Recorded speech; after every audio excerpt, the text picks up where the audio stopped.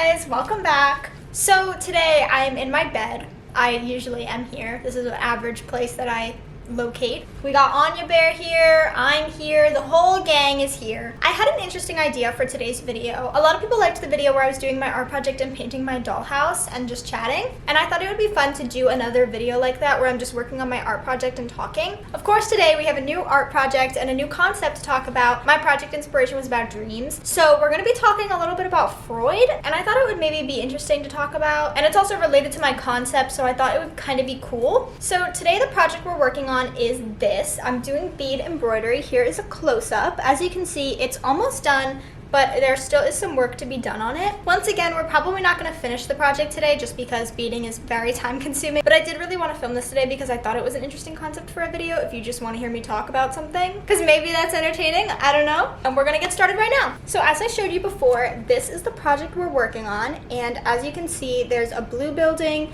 an orange building, and they're sort of merging in the middle. There's also this black sort of embroidered vignette, if you will. So I'm going to tell you all about it. As I mentioned in one of my other videos, I believe it was my Joanne's vlog, I'm in an English class called The Interpretation of Dreams, and it's a super interesting class because dreams are cool.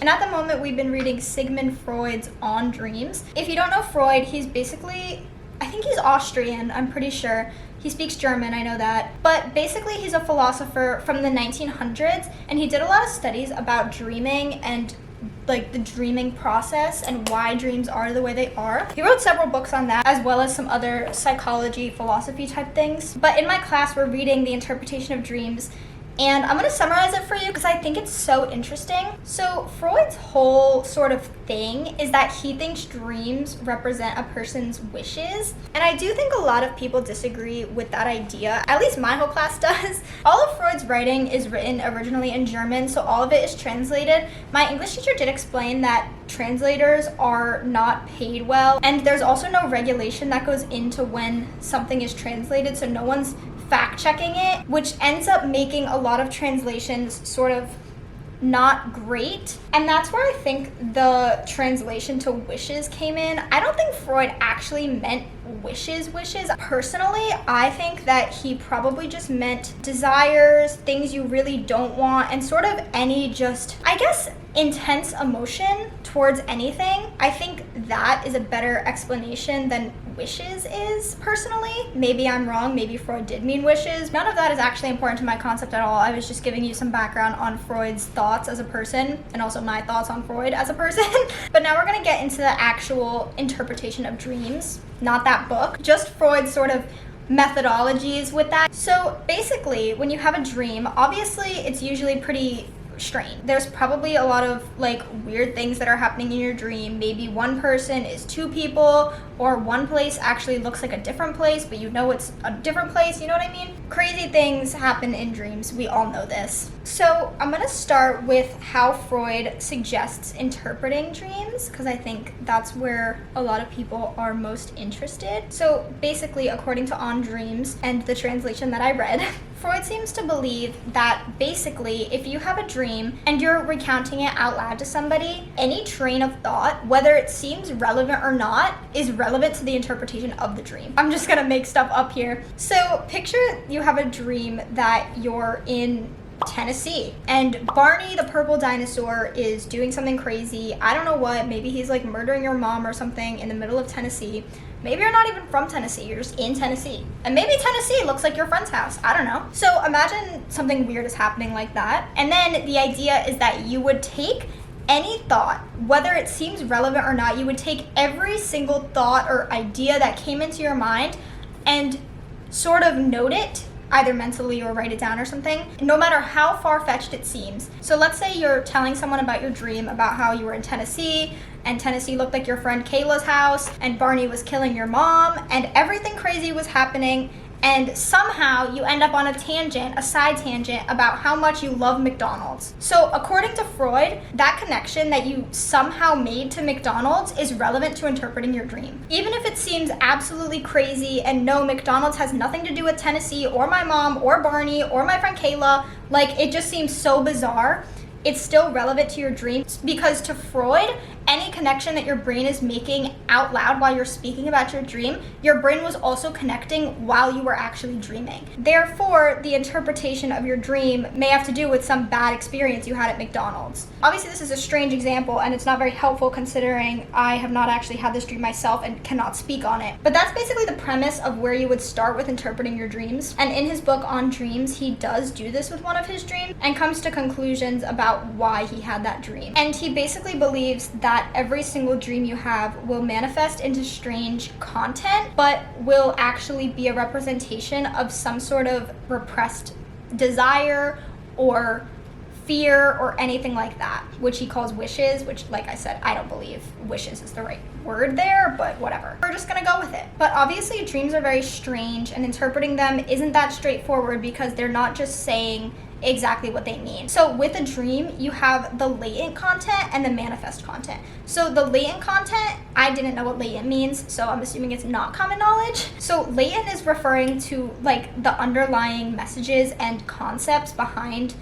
the dream in this case, and the manifest refers to how it actually manifests into a dream with a storyline and whatever other characters and places, whatever. So typically we all know that the actual message from the dream is not really the same as what's actually happening in the dream. It can usually be a pretty drastic difference. So Freud tries to explain why that is through these sort of mechanisms that dreams go through to become how they are. And the three processes that it would go through, he calls dream work. We don't actually know if they would go in this order, if this is all happening simultaneously in your subconscious mind or whatever, but there's three sort of steps. And the first one would be condensation. So the reason for condensation is basically that your brain has so much information inside of it and a simple concept that it has to get through in your dream. Can you stop? Sorry, I'm just curious. Then watch the video. So basically for condensation, the idea is that your brain has so much content inside of it, obviously. We all know that. And then when it's trying to form a dream, it has its idea, like its concept for your dream, but it has to take everything it knows and mush it down into a dream that makes sense, or at least conveys the message whether it makes sense or not, usually in a way that doesn't make sense, partially because of condensation. So condensation basically just takes all of the information in your brain and all of the related connections that it has to mush down into less content to put into your dream. So in this case, the condensation would be taking place in the location, and it's put together Kayla's house and Tennessee. Another example would be if you ever have a dream that like you're talking to your dad, but your dad is at the same time your principal from school. That's another example of condensation because it's mushing two ideas that are relevant to each other in your brain in some way that it ends up manifesting into one person. Because going back to the interpretation part, your brain is connecting those two places for whatever reason, which is likely part of the interpretation of the dream. So while you're interpreting your dreams, you may or may not find meaning in something small rather than the big picture of the dream,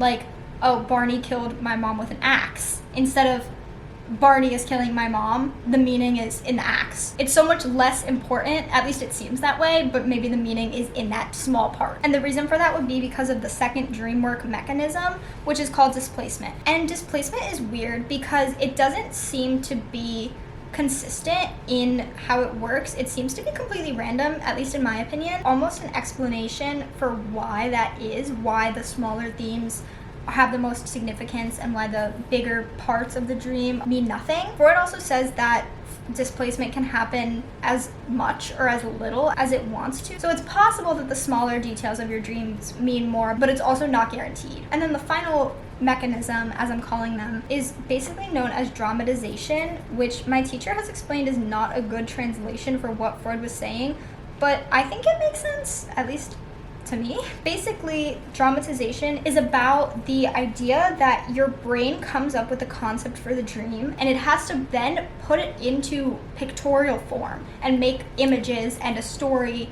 almost like making a video out of the concept by only using information that's already in your head. It's not making anything up. I made the connection to that and also AI. Like if you type into AI, show me a picture of Barney the purple dinosaur in a pool, and then like in the pool there's like half the water is green for some reason, then there's like a black ball that looks like it's supposed to be a beach ball but then it didn't really come through, and then the pool is like kind of in the ground, but then it's coming off the ground for some reason. You know, like weird stuff is just happening when you type a concept into AI to give you an image. And I think it's sort of the same thing when your brain is trying to put a dream into pictures. So there's some missing information, there's some strange information, and things just don't make sense all that much. And that's basically Freud's concepts in his book on dreams. And I think it's super interesting, and you should read it if you're interested. But bringing this back to me, going back to my project, basically my concept here was to put all of that into an image that was dreamlike and captured all of those qualities. Here is the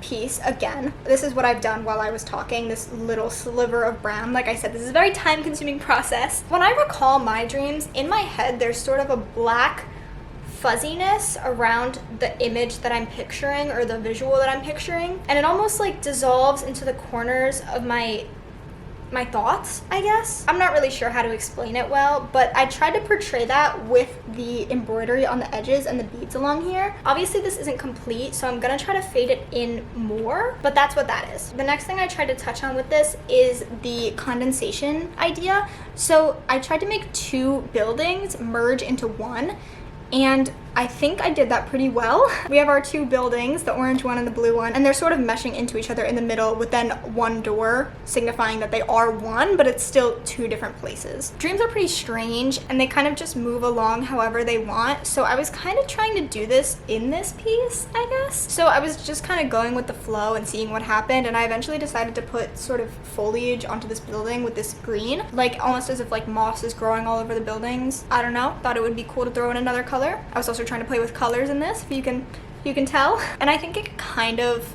almost ties to the displacement, because like maybe in the dream you were super entranced by this moss that was growing on these buildings for whatever reason, and maybe it means something, you know? Like there's just some small detail that you're fixated on in your dream. I sort of wanted to capture that, and I think the moss kind of did that. And then finally, for the dramatization situation, I guess, I figured that the mixing in the middle and the loss of information in the colors in the center sort of represented that. And also going back to the black outline, I think this also mixes into this same idea, because the information is sort of lost in some areas, and I think that's kind of coming through. Another thing that I also think about a lot is colors, because as an art student, I guess I frequently feel like there's not enough colors.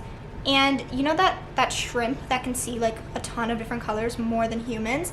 I want them so badly, like scientists, to take apart that shrimp and figure out how it's seeing so many more colors, and then making glasses that can see more colors, because I think I would actually get so emotional. Seeing more colors, I think that would change everything. You know when colorblind people put on colorblind glasses and then they all of a sudden see color and they start crying? I think that's how I would be if I experienced all the colors that shrimp can see. If you know anything about color theory, if you mix complementary colors, they will give you brown. And so people think that the colors that shrimp is probably seeing are the colors that would be made when you mix complementary colors.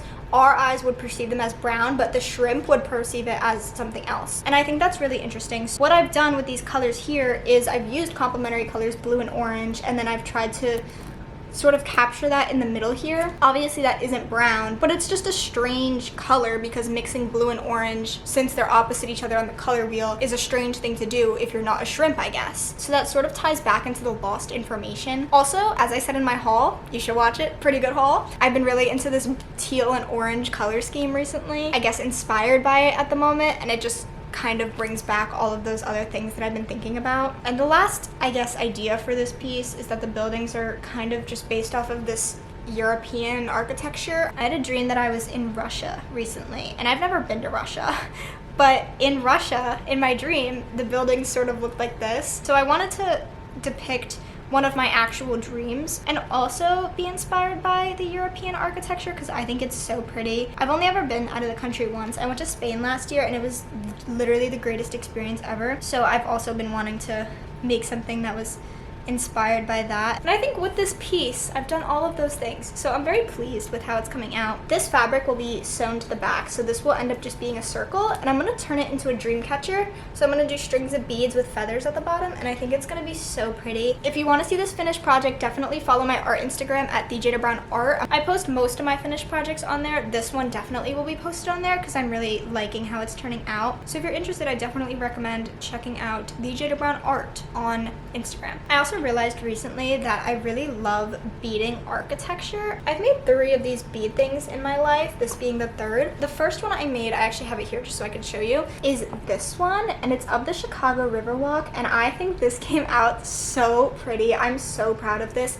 I think this is like the most proud I've ever been of a project. I think it's just so nice. Also guys, holding this is an experience. It feels so satisfying to have this much power and beads in your hands. But I'm really proud of this piece, and I really like how when you bead buildings, the lines aren't completely straight and the buildings don't end out as geometric as real buildings are. And I think that that has also happened here, even though I use these smaller beads instead of the larger beads for the buildings. But I really do think it gives such an interesting effect. Anyways guys, I thought this would be a really interesting video. If you just like listening to people talk about stuff, I thought that the dream thing was an interesting concept, and it pertains to my art project, which I need to work on anyways. So I thought this video was just cool. If you enjoyed it, definitely give this video a big thumbs up. Don't you love when people say that? Because I do. I get a kick out of it every time. The more times I say that, the less ironic it gets, which is slightly concerning, but I still think it's funny, so whatever. But as I was saying, if you liked this video, definitely like it and let me know in the comments if you'd like to see more videos like this or